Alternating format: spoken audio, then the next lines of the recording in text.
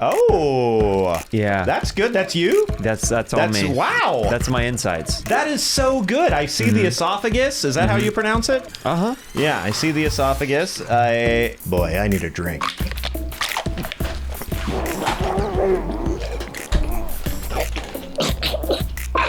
Please watch this podcast.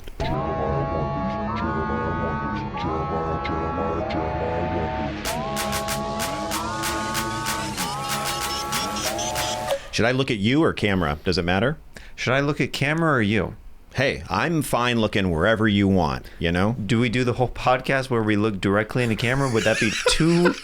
Would that be too much? I have a feeling we're going to be switching. I think it's going to be sometimes looking at you, sometimes looking right to camera like we're doing the nightly news. Right. I'm here on the scene right now, and boy, do we have a blizzard right now. It is 15 below zero. And a woman has just frozen to death on the bicycle right behind me, as you can see. More on this over on the playground. Phil Rickelson is over there. Phil, what do we have going on over there? We got a kid frozen on the monkey bars. He was mid-swing. His hands are, we cannot show it. It's a little too graphic. He's smiling, or, well, it might be a grimace, but because he's frozen, it kind of looks like a smile. Hey, Phil, why don't you tell that cameraman to go ahead and show us, because I'm ready for some pain this morning. All right, go ahead and whip on over to that kid right there. Wow, we definitely should not have shown that. Yeah, yikes. I think we're gonna be in trouble. The parents will likely sue if they are... Oh, no, parents are frozen too. I see them now. Great, okay. Speaking of Frozen dolls have swept the nation this Christmas. And sorry, we're getting more live on the scene from Phil back out there.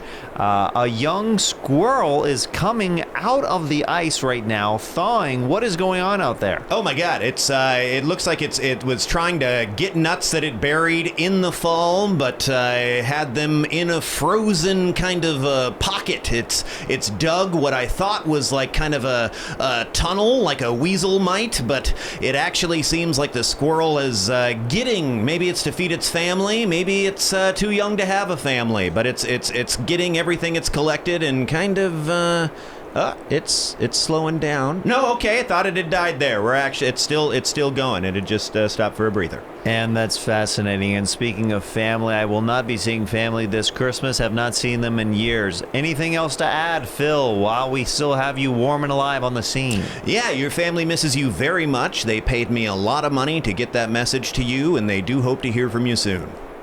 And that's our nightly news.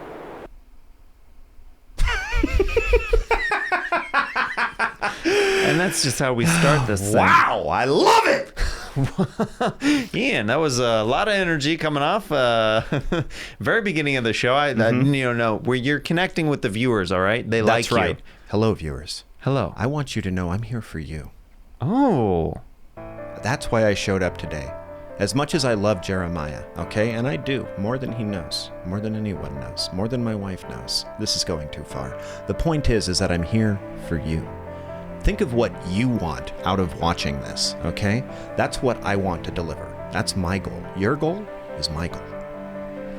Guys, this might be the first time a guest is wearing a tracksuit, so show him some love in the comments, show him some likes, all that stuff. It's my pal, Ian Abramson. Welcome, Ian Abramson, to the show.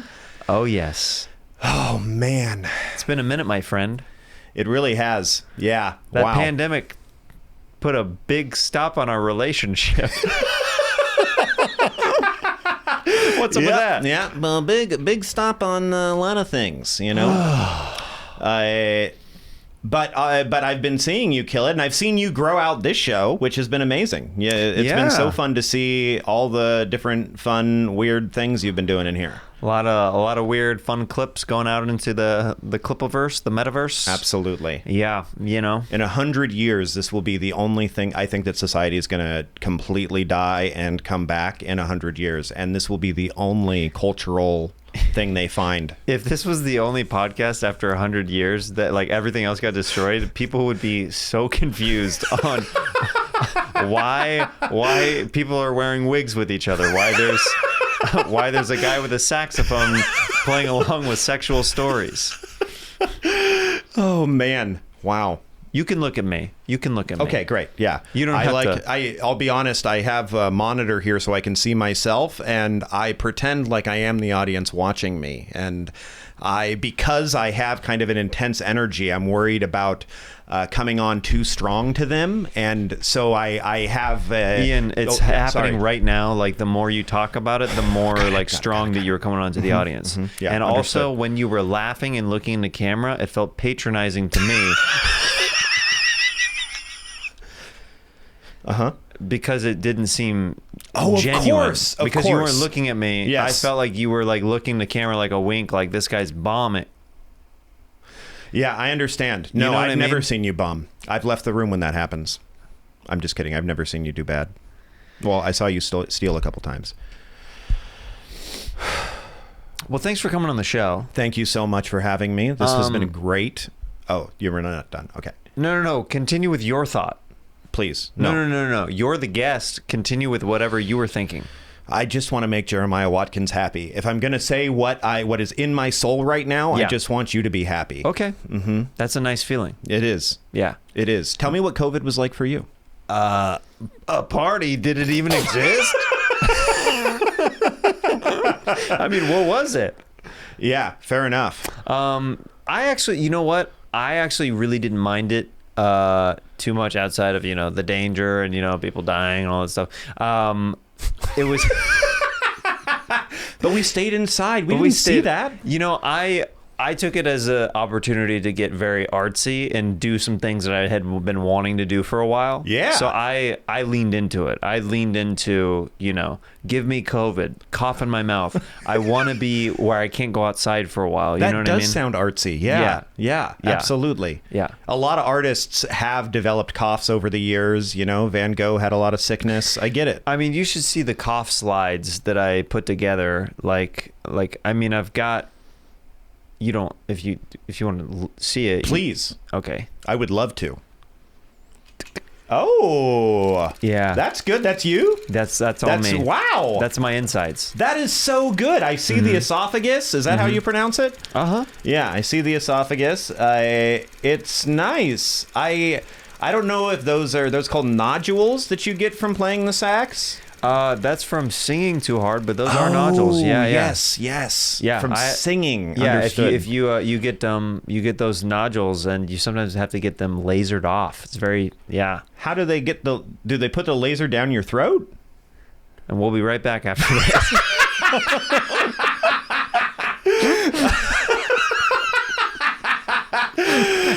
Science. I don't know. Excellent. Yeah. Oh man. Do you get this a lot? Because it looks natural to me. I'm sure you get tired of the question, is that a real mustache? I do get that question a lot, and the answer is yes, it is. So I do. It's like people always want to know, is it real? Does it look real? I'm going to get really close to the camera so they can see it. Okay, well, okay. Great. Now you got like a kind of out of focus, because I'm perfectly in focus now, but when I was close, of course, it's not in focus. So it's like the Sasquatch picture. Is it real? Okay. That's all I needed to really know. Of course. Yeah. Is yours real?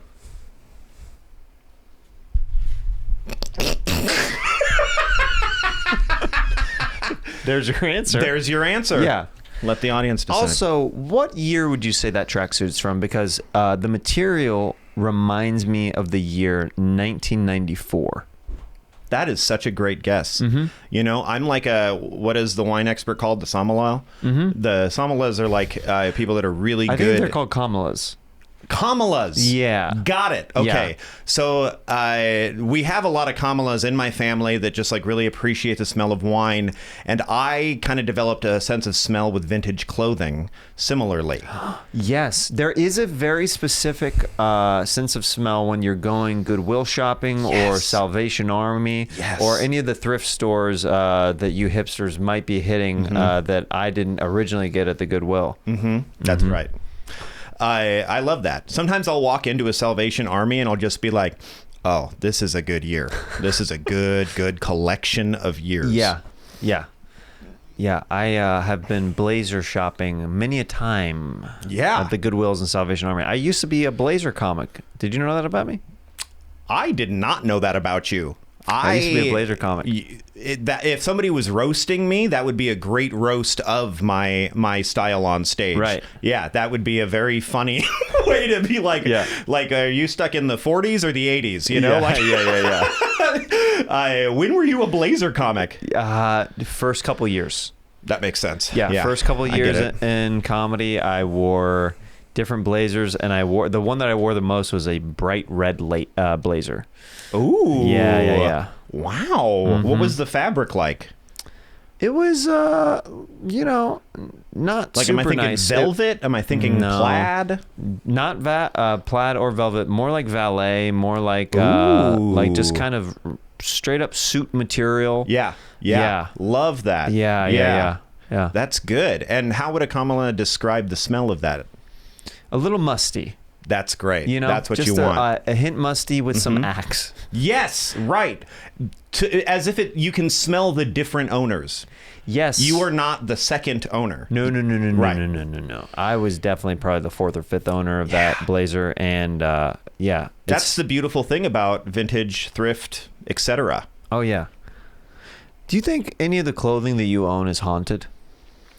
I definitely have a pair of pants that I'm afraid to put on. Really? Yes. It just gives me kind of a spooky feeling. Yeah. I don't... Have we talked about that? Is that why you asked that? No. Now that's spooky. Really? Yeah. I have this pair of pants, and... I've never asked that question to anybody before. I'm being completely serious. I've never asked if anybody that I know has a piece of clothing that I think might be haunted. Wow. That's the first time. And you have a story. Yeah. I have this pair of pants that, like, they have that kind of woven-y suit material, It looks like definitely thrift store, and pants smell very different than blazers, which smell very different than shirts, Yes. There's a blazer has an older must to it because the sweat has to really soak through to get there. Yeah. But a shirt, of course, It's going to be more pungent faster. Right. Thinner material. Exactly. Right to the source. Exactly. Yeah. And similarly, pants have their own kind of concoction of scent. Yeah. Yeah, because the butt is a very different area than the ankles. Now, what sensation do you feel when you put these on? So as soon as I put them on, I start thinking a lot about the Great Depression. And at first I thought it was because they looked like pants somebody would wear in the Great Depression. Sure, and you're like, okay, yeah, I'm kind of getting into character or whatever. Yeah.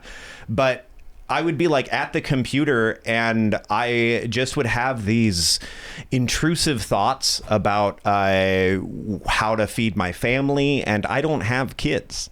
So I don't know where that was coming from. I did not want to believe this, I kept fighting off this feeling. Yeah. But eventually I had to give in and hit your wife. That's right. It was the pants, babe. I'm sorry. I don't know. Blame the pants. Blame the pants always. Yeah, it's like The Shining, where I was just slowly losing it, but it was with a pair of pants. Yeah. That's a good short. Yeah, absolutely. Wow. Yeah, it would be a good pair of shorts if I cut the pants. Yeah. Or a good pant. Yeah. Yeah, good pant. How come feature-length films aren't called pants? That's great. And TikTok should be called panties. Right? Oh my goodness, guys. Yeah, that's right. Come on. That should be the Oscar, those should be the Oscar categories. You've got shorts, that's you've gonna got be the clip pants. that they play at our in memoriam are those bad jokes that we just... Yeah, it's gonna be me saying, and TikToks are panties, and then I go black and white. We'll add some dead people music and on that part. Dead people music, haunted music. Yes, some haunted music. Some sad, like some strings or something of us in memoriam. I love it. Rest in peace. But man, we're alive. We're well. It's a time to have a time, and a pod to do a pod. A pod to do a pod. How did you decide to start this pod? It was in a time where people kept telling me that I needed to do a podcast. Yeah. I think there was a window of time of years ago, and there's people who still continue to put out new podcasts all the time, but there was really a window where I feel like everybody was like, you gotta have a podcast. Sure. Yeah. You know, I think that's everybody has kind of found their own way with different social media stuff or live stuff, whatever is fulfilling to them. But it was at that time, and it was at a time when I was doing a lot of other people's podcasts, and I kept hearing that, and then I started to think like, what would I want to do? What would I want to make mine different? And I wanted mine to feel like way more riffy than other people's, a little bit more weirder, and I'm like, I want to incorporate characters and wigs and music and different stuff like that, so like kind of my own little variety show. And I was like, that's what I want to do. Absolutely. Every time I catch a clip on social media, whoever your guest is, and you have very different types of guests. I really try. You do. I really try to have people from all walks of comedy, and then I try to sprinkle in some people who are not involved in comedy at all, just to spice it up a little bit here and there. Can you give me some examples of that category of person? Yeah, I recently had they're still in the entertainment industry, but a recent one that I had was a voiceover actor. Such a great idea. He voices a video game called Deathloop. Like, he is the lead guy in Deathloop. Wow, that's cool. Have you heard of that video game? Yeah. I like that. I loved video games growing up, and I try to. What were your games growing up? Oh man. And what console? I was usually a Nintendo guy. Yes. Yeah. Not strictly, but usually. Right. And I was always at least one generation behind. You know? Like when Super Nintendo came out, that's when I got an NES. Gotcha. You know? And there was like one video store that still rented NES games. What was the name of that place? Do you remember? It was family owned. I remember, like, if I was a good artist, I could draw it perfectly, but I do not remember. I remember it had one of those adult sections, you know, where it's like, go back there. And I remember standing there and being like, how much trouble would I get if I just went in and looked? How much trouble? I had never seen pornography of any kind. I was very young. Sure. But of course you're curious. Of course. Yeah. It's Pandora's box. There's a curtain and a dude with a ponytail behind the curtain. Exactly. You get it. Yeah. You get it. Yeah. Yeah. These NES games, though, at school and stuff, you know, everybody loved talking about Mario, but they had all these weird deep cut NES games that they had the Goonies 2 on NES. That is a super deep cut. You know what I mean? Yeah. And I was just like, what? There's a sequel to the Goonies in video game form? Yeah. And I was so excited to see the story, but I mean, a story in an NES game is no Deathloop, you know? Right. Yeah. A little bit more limited. Little bit more slightly. Mine local place we went to was called Movie Gallery. That is a classy name. Yeah. And it had a cow. Movie Gallery, you know? Oh, I love that. Yeah. And love it. There was an adult section for sure there. Yeah. But we went between Movie Gallery and Blockbuster back in the day. Totally. We also, we definitely had a Blockbuster, and that was like, oh, if you want the... But then that's why when I was in this other place that I can't even remember the name of, that's why I would gravitate towards the deep cut stuff. Sure. You know? Oh, yeah.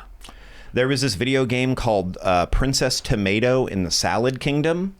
And the only reason I know about it is because they just had it. And that title, I was like, I want to know what this is. Yeah, what is this? You are Sir Cucumber trying to rescue Princess Tomato. And it's like really simple, like you like, oh, go north and like, oh, pick up this thing. Like very, very simple. Not a great game. I have revisited it as an adult, and doesn't hold up. Gotta say, Goonies 2 is a better game. Okay. Yeah, empirically. There was a game, I think it was called Super Noah's Ark or something like that. Oh my God, tell me everything. You had to go and collect the animals. 2 by 2. 2 by 2. You have to go and find different animals and get them back to the Ark before the big flood. This was an actual video game that I played as a kid. Wow. Yeah. Was there a sense of like morality? Because like there probably was sprinkled in. I don't remember that too much. Yeah. I was just so stoked that there was something remotely cool that had to do with the Bible in video game form. Do you know what I mean? Dude. I was so freaking hyped on it. Like, I'm like, this is awesome. Like, the stories that they've been, like, telling us so often, like, now there's a video game of it. They made a video game of it. Yeah. Which came first, the video game or the Bible? To be fair, if in Jesus's day he turned water into wine and then you showed the same crowd that video game, their minds would be blown equally. Oh, of course. Yeah. Of course. Absolutely. Yeah. The digital pixels and all that stuff going on. If anything, that would start making them cry. Electricity. Because they understand water and wine. They wouldn't understand what a television is, what a video game is. I think that would be considered, like, if it was side by side, Jesus was turning water into wine, and then somebody else is like, but I have a video game. They would kill that person immediately because they're like, blasphemy. He just changed water into wine, and this devil box that you're projecting fire inside of is scaring the children. Can I share with you something that keeps me up at night? I would love it. In heaven, okay, I assume that they have iPhones or something like that, right? Because iPhones are nice, and you don't really need an iPhone, but if you're used to an iPhone, you probably have one in heaven. But have you always had an iPhone in heaven? Did iPhones only start popping up in heaven once iPhones existed here? Time, I assume, works pretty differently in heaven, whatever that is, you know? So, what did Moses die and was like, whoa, what is this, you know? Can I play Mario 3 with Moses? Oh, that's interesting. Right? Do you think everybody has their own personal heavens? Oh, I like that. Do you know what I mean? Yeah, I do. Because it would be so hard. It would be pretty interesting. Let's say we go to heaven someday. Love it. And then we're playing video games with George Washington or something like that. Oh, my God. Do you know what I mean? Okay, here's my question to you, Jeremiah. Okay. Are you a Super Smash guy at all? I love it. What's your favorite Super Smash game? Probably the original in 64. Same. It's hard to beat, and I played the GameCube versions. I played the Nintendo and I love Switch the versions. other versions for They're sure. very good. But there's something about the way that even the way that the buttons respond and everything that I really like. Just the original, and it's not overly saturated with the characters, where you feel like I got to make a choice, and it's not going to be the wrong choice. Right. Sometimes there's too many options for me, is what I'm trying to say. For sure. Like when the Marvel vs. Capcom 30 came out or whatever, I'm like, this is too much for me to even choose. Right. Yeah. And what sucks is when you were at an arcade, there was a timer to pick. Yeah. So I would be so stressed. Like, I want to know who these characters are, but I need to pick Quack. You know? Oh, yeah.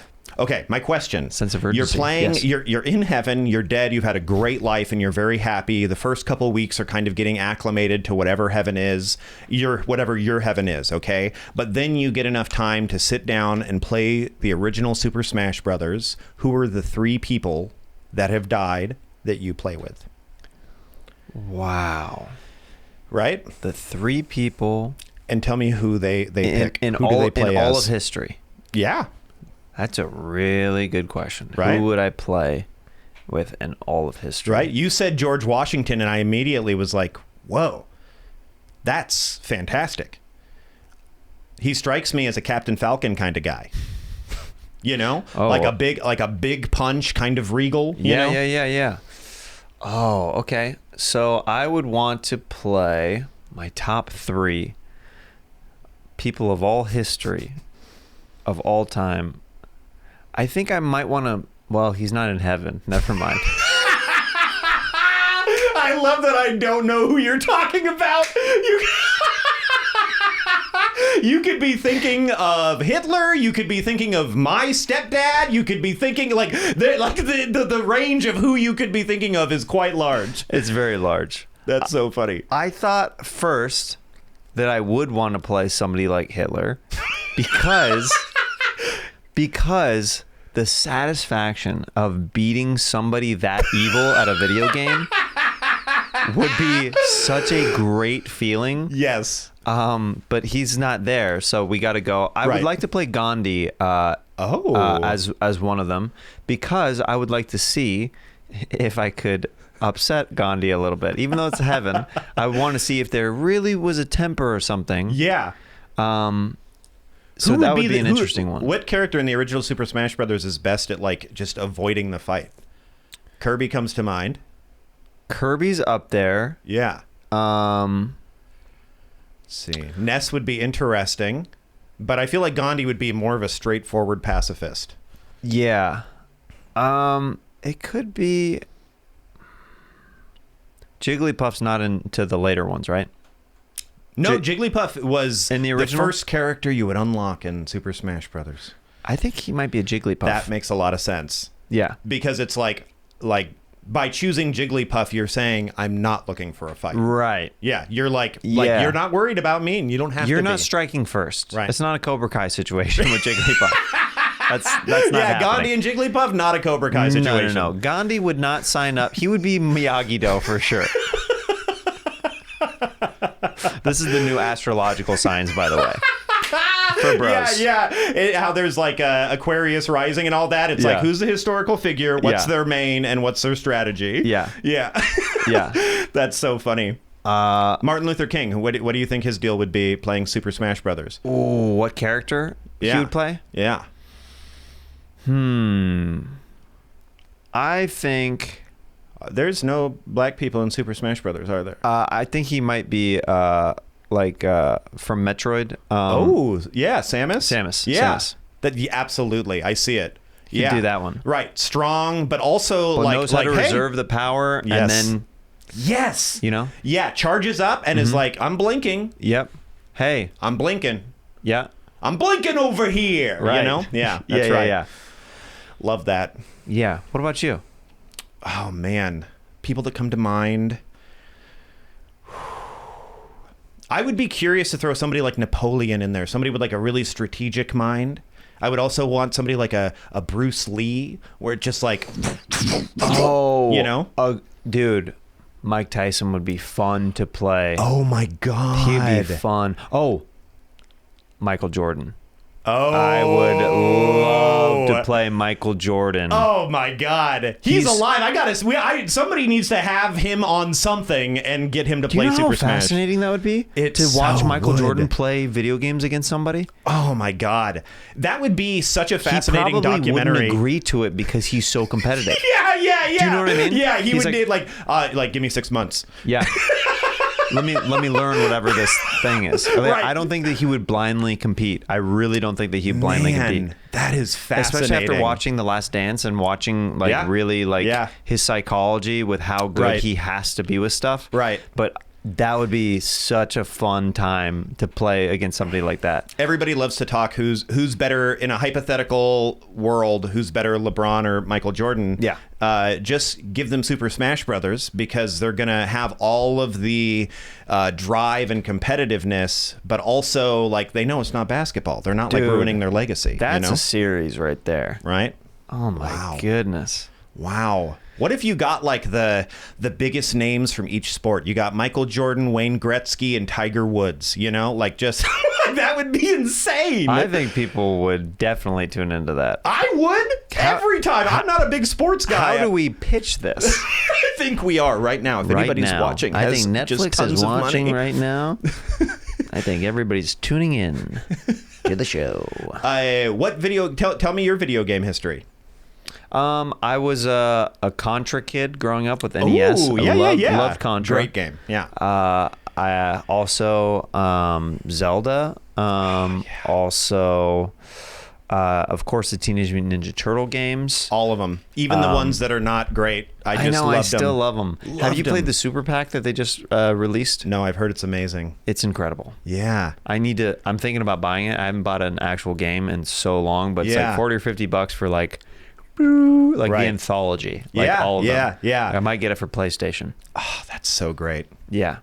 It's funny to hear kids these days complain about video games. Yeah. Because I grew up playing Princess Tomato in the Salad Kingdom. Like, a bad video game now is so far and beyond. Oh, yeah.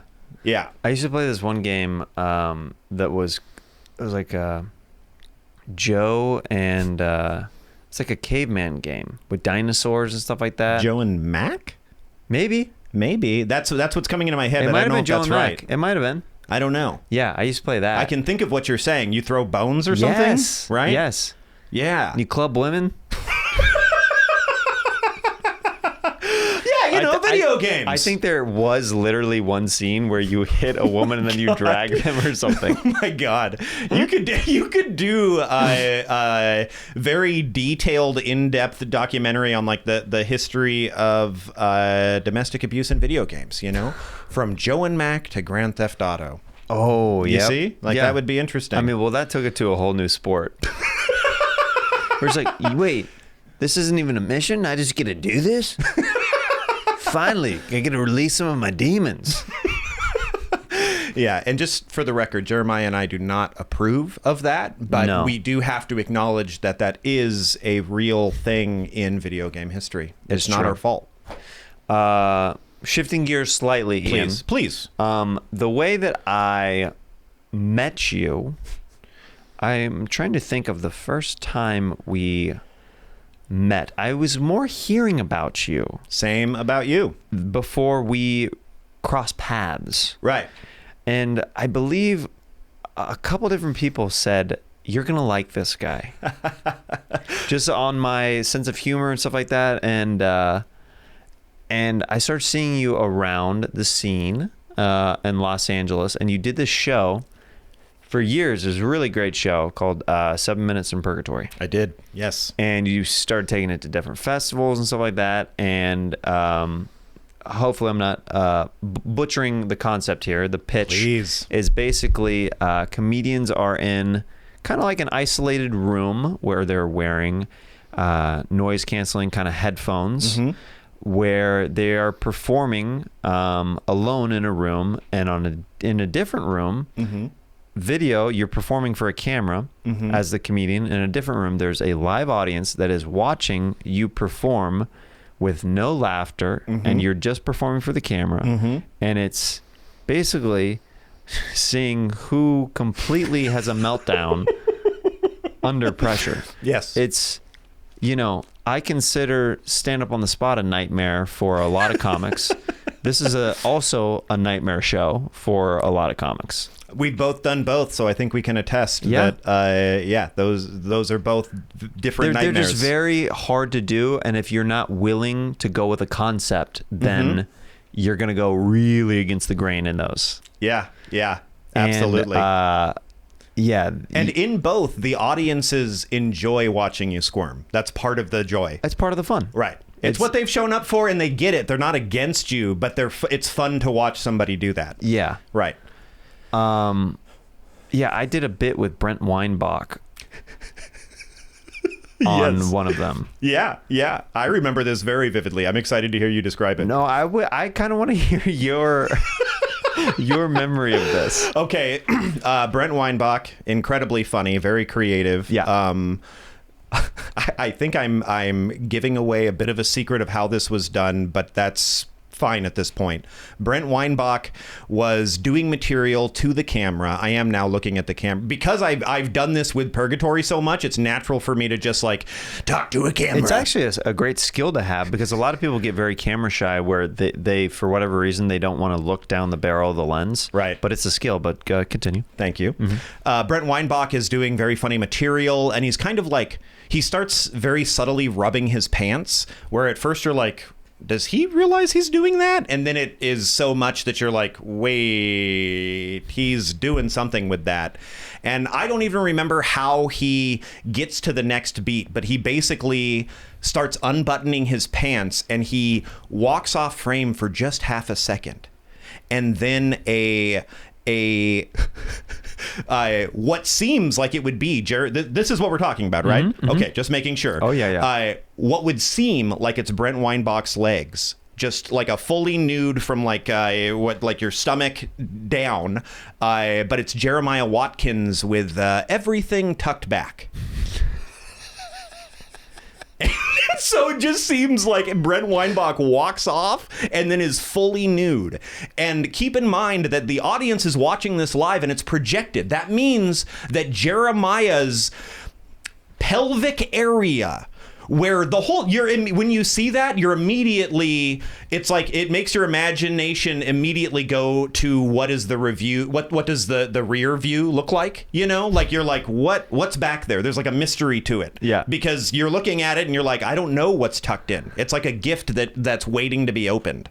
And so like this is like 10 feet tall at least, you know, because it's projected onto the wall. Yeah, and nobody knew that was coming. And because Brent Weinbach was alone in a room except for Jeremiah waiting to do this, it was so well done from both of you. So funny. So behind the scenes. Yeah. Give us the behind the scenes of me and Brent before this bit. He comes up to me. He's like, Jeremiah,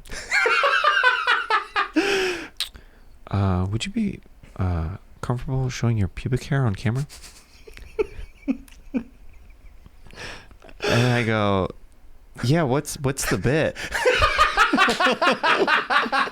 leading with like a casual, like, I'm not morally opposed, but I do need a little more information. Slight context for the bit. Yeah. And then he spells it out for me. I'm like, oh, that's hilarious. Yeah, I'll definitely do that. Yeah. And because Brent had on the noise canceling headphones, he can't hear the response that this gets. I'm not wearing headphones. Okay. Right. So when the camera, he basically goes up, and I think the bit was like he was messing with the camera. Right. So yes. So basically he has the camera fall for a second. Right. And then when he puts it back up, that's what they saw. Yes. So when he tilts it back up after he fumbles with the camera, it's just me, Buffalo Bill style. Goodbye, horses. Yeah, dude. Completely tucked. And the response I got was so loud. This is like 3 or 4 down rooms down in the venue. Yeah. I could hear the shrieks and laughs from all the way down. It was cool. The way. It was a fun moment. So cool. It was a fun moment. Yeah. Man. Yeah. Oh, that takes me back. Yeah. I wasn't in the room for that because I would introduce the comic and leave the room so that whatever they wanted to do, they could do. And I wasn't influencing it. They, like, if I wasn't laughing and giving them anything was the idea. Sure. So then I would go back to the room and watch as much of it as I could. And seeing something, it was just one of those, like, just watching somebody hit like 3 home runs in a row. And it's like, don't you have to run the bases first? You know, like it was so fun. Absolute crush. Was that in Austin, or where was that when we did that show? That was out of town somewhere. It was. There was like a year and a half where it could have been in Tulsa. It might have been in San Francisco at Sketchfest. Is that possible? I don't think it was there. No. I'm trying to. Yeah, I mean, maybe it was Tulsa. We definitely did it in Tulsa. It might have been Tulsa. We definitely did it in Tulsa. Hey, there was like a Blue Whale. Yeah, I think that's where it was. Yeah. Yes. There was like a year and a half because you were part of the goddamn Comedy Jam, right? Mm-hmm. And that's that. So we were both that and Roast Battle. Yes. Were basically our shows were hitting festivals at the exact same time. Right. So we kept running into each other and basically slowly becoming better and better friends. Absolutely. By getting to know each other. Yeah. And being on the same lineups and different stuff like that. And excited to put each other on lineups. Exactly. Oh, I remember we also had you, I think, at Moon Tower, maybe? I think so. Maybe. I don't know. Yeah. I think I remember. I definitely remember a set of yours at Moon Tower. Yeah. I think that was the first time I saw your Kings of Leon impression. Oh, yeah. And I was already in love with you, and I was like, that was the sort of thing where I was like jealous, you know, where I was just like, oh, he's so good. I love it. Just pulling that out of his back pocket. You know, somebody pulls out a sax and you're like, okay, that's probably all they can do. And then you just are like, with everything. It was excellent. Well, that's kind of you to say. That's kind of you to say. Back on Friends Complimenting Friends. On Jeremiah Wonders. But yeah, dude, I've always appreciated your comedy. And one of the things that people should check out if they have not seen this yet is your Conan set. It's one of my favorite sets that I've ever seen in late night. It just is unique. It's you and I just love it. And without giving too much away, this is what the hook will be for you guys to go watch it. You'll definitely want to see this after I say this.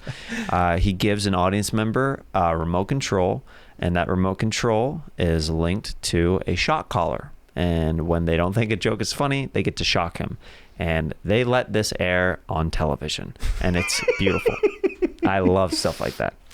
Yeah, thank you. That's so kind of you to say. I feel like we have spirit. We are very different comedians, but spiritually we are very linked. You know, and I like you said, like we started hearing about each other because when mutual friends would see either of us, we'd be like, "Oh, you would love this other person."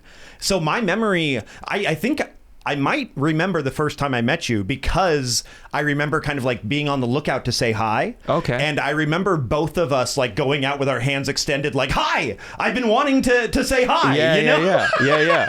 That's awesome. Yeah, that sounds about right. Yeah. Do you remember we did this bit, it was at a festival with the doors.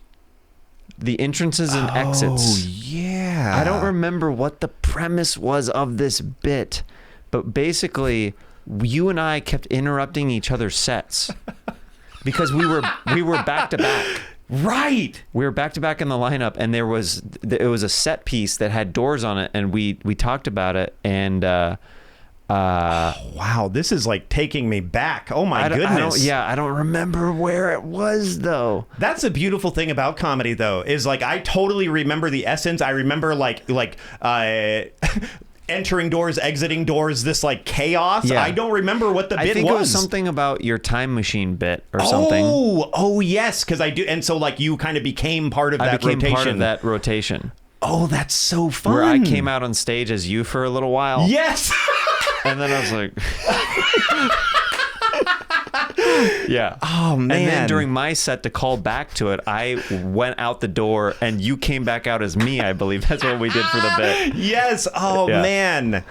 I mean, I don't know. That's what I love about comedy, is that kind of thing is even possible. Well, that's what I like about you two with comedy is that a lot of people are not willing to alter their sets at all. Do you know what I mean? Yeah. They're very like, no, I've got my material and that's what I'm doing. Right. But I think we're both guys who are about what's funniest for the show. Mm-hmm. What is funniest for the show? Not just my set. If this accents and helps other comedians' sets, I literally had a breakdown on the audience last night at a show that I did at freaking Flappers. The crowd was horrible. And I was like, put down your forks for a second and start clapping to get some energy in here. Yeah. I said, I'll be the sacrificial lamb for this show if I need to be, if so it can be better for every comic after me. Yeah. Because the hosts just didn't do their job. Yeah. You know what I mean? Yeah. That's hard. You know? Yeah, I do. Yeah, it's tough. You bomb by association sometimes. Like it was host, then me, and I'm like, you kind of have to get up there and just like repiece everything pick together. It up. Right. Yeah. Right. Yeah. Yeah. Brody Stevens had that perfected. Do you know what I mean? Whatever show, as soon as he started speaking, everybody in the venue knew that this was happening in this moment. And he had material, but it was always like just part of what he was doing. Yes. Yeah. Yeah. Love Brody. Yeah. I probably watched Brody more at the Comedy Store. I had probably seen more Brody sets than any other comic. Him, and next to him would probably be Don Barris at some point. Oh, yeah. And then Bobby Lee. I mean, right. I get it. Yeah, I totally understand all of those choices. Yeah, right? yeah. Yeah, because you're just getting something truly different every time. And when we see so much comedy that we would end up seeing the same sets a lot. Of so course. Seeing people like that is so unique. And it's refreshing when people are truly present and being themselves. You're like, this is nice. Right. Yeah. Right. Something that's not contrived, something that doesn't feel like autopilot jokes. Absolutely. Bobby Lee has this skill to feel like you don't know if what he's saying is material or a riff. It's insane. Because it's so intentionally erratic and all over the place and wild, you know? It's a skill set that's truly insane. I've seen him do the same material so many times, and he makes it look new. It's bizarre. Every time. Yeah. Right. Yeah. He brings in the audience so that even when he's doing the same material, the fact that the person that's in the front row that night is connected to it, Sure. Whether in a big way or the tiniest of ways, it feels a little different. Yeah, absolutely. Yeah, I didn't mean to act like I'm a Kamala of comedy or something, but no, it's fine. I just get excited because we haven't seen each other in a while. I know.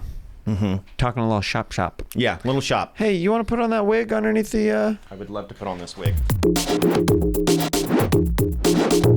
Wig. It's been a while. Yeah, it's been a while. I just want to say, I know we've had some. We haven't always seen eye to eye, Nelson, but I just want to say that while I am sorry, I do not regret my actions. You know, I appreciate that. You know, it's weird that you would come out of the woodwork to say that, you know, you're kind of owning up to something, but you're kind of not at the same time. Thank you for saying that, yeah. And you did sleep with my wife. Mm-hmm. Yeah, yeah. To be fair, it was my idea. It doesn't make the apology or whatever this is any better. I thought it was about taking ownership. You know, yeah, at this Volvo dealership, that is, you know, what we do. It says right there on the wall, take ownership. Yeah. So, you know, you are our lead mechanic here. Thank you. And you've done a good job, but that's what your wife said, yeah. I might still have to let you go. Are you serious right now? Yeah, I know you're one of our top performing, you know, occupants of Volvo, but I just think that, you know, you sleeping with my wife kind of interferes with my personal connection with you. We've known each other for months, and you're gonna let that come between us? Well, that's the thing. The key word here is months. It's really not that long in the grand scheme of things, so it's a little troubling that, you know, the expression, Wow. you know, don't let the foxes in the hen house. I kind of feel like you might have been doing this with other customers. We're getting complaints. Yeah, I was. That, you know, they're bringing their Volvos back, saying that you... Also, after we tried to close the deal, went over to their house because you have their address. You knocked on the door with Cabernet and some strawberries and They whatnot. just bought a car. Who doesn't want to celebrate? I mean, and you know, and the thing is that's troubling is some of these women, they took you up on this offer. Yeah, absolutely. But they did. some of them were very offended and freaked out. Really? So, yeah. So it's kind of... Didn't tell me. It's kind of a thing. Didn't tell me. Yeah. That's upsetting. I'll tell you what. Why don't we do this? Okay. Why don't we just like say I get it now, water under the bridge, and I don't sleep with customers anymore, and we can work out whatever's going on with your wife after. How about you don't bring up my wife's name in your mouth anymore? Okay. Okay. Yeah. And that's somewhere to start. Okay. I'm listening. And you're a very talented mechanic, so I you. think we can work through this if you stop with the customers as well. Is that something that we can maybe agree upon? Yeah. So don't say your wife's name and don't sleep with the customers. But I can say the customer's name and I can sleep with your wife. I don't think you're exactly following everything that I'm picking up here. Look, Okay. I'm more of a mechanic guy. You got to put it in terms of cars, okay? Okay, Volvo okay. comes in. What's wrong with it? If my working relationship at this dealership is this Volvo, help me understand what's wrong with it. Okay. Let's say the Volvo is a vagina. Okay. I don't want you inside my wife's vulva. Okay. Now you recently tried to put your dipstick in her oil, and when you put your dipstick in there, she said that you did not check it properly, and she might have an oil spill.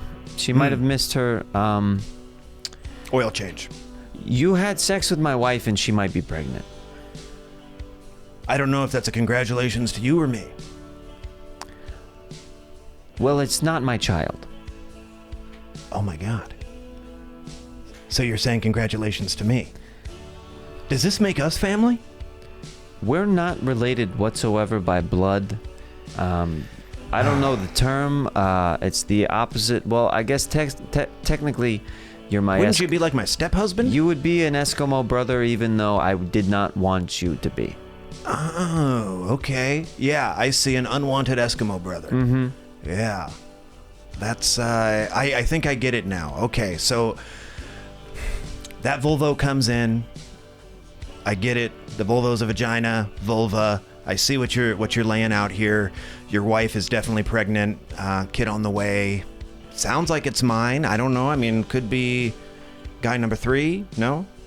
I'm praying there's no guy number 3. I'm glad to hear you're religious. Yeah. So, yeah, okay. So I guess then the move is I move in and watch you guys take care of the kid, huh? That's not the future I see for myself. Well, I'm sorry to see you go, but your wife and I are going to be very happy. Okay, here's my resignation. Thank you very much. You're the boss of this company now. Oh my God. Everything you've ever wanted has come true.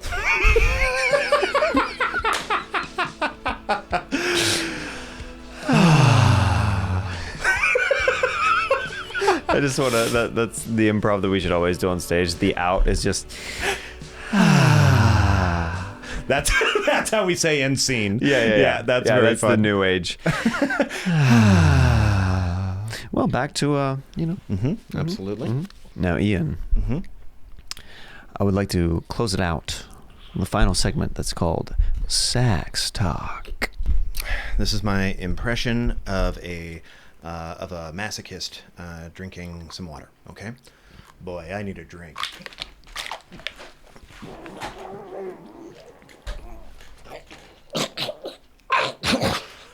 So didn't work how I wanted it to. I was trying to set up a magic trick that really messed up there. So instead, I just spilled water on myself and choked on Jeremiah's podcast. So let's move on to Sax Talk. I think that we should show the bit like in its full glory. So here we go. This is actually Ian doing the bit properly. Okay.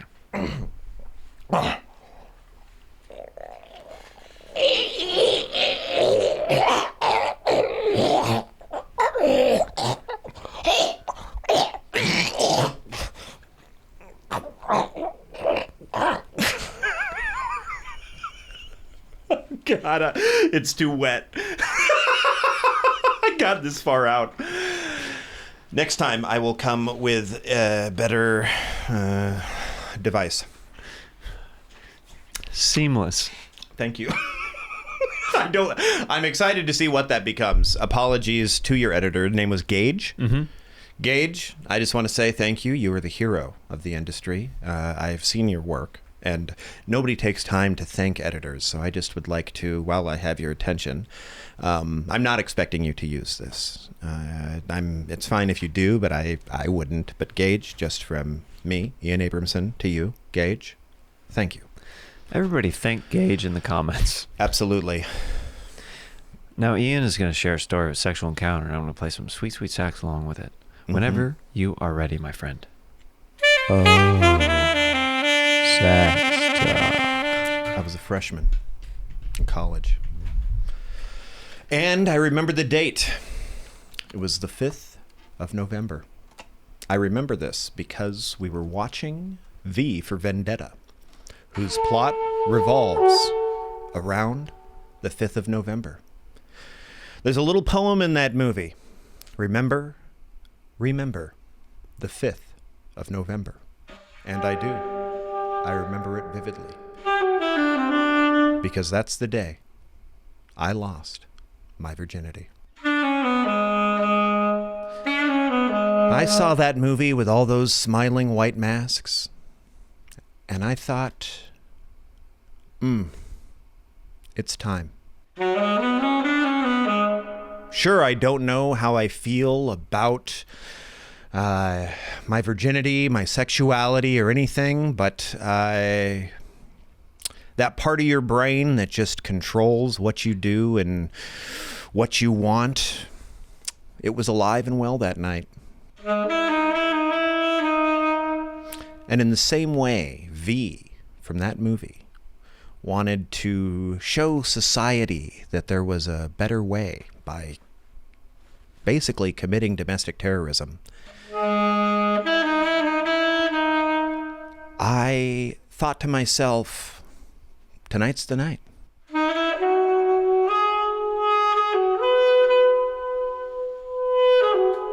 And so I remember the 5th of November, the gunpowder, treason, and plot. That's what I call losing my virginity.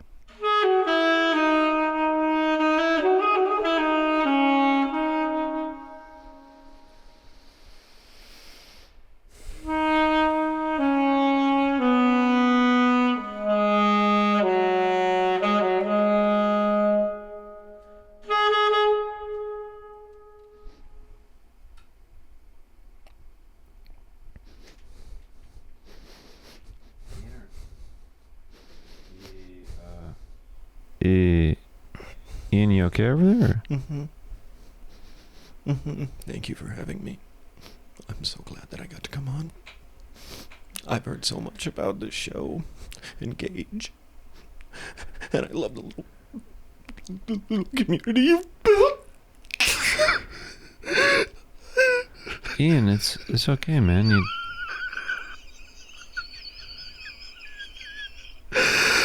You did good, dude. You did good, man. You did good. You really don't need to. Is there anything you want to plug before you go or anything? Yeah, please watch this podcast. No, they already saw the podcast. You can plug something else. Okay, last episode was really good too. You could watch that if you want. Also, I do a monthly show called Protected Under Parody at the Alamo Draft House in downtown LA, where we parody 2 movies, one chosen by the audience and one chosen by a special guest, and there's lots of crazy stuff that happens in it, and you should come. Okay, check out Ian's show, and thanks so much for coming on the show, buddy. Thank you for having me. Love you guys. Love Bye. you. Bye, Gage.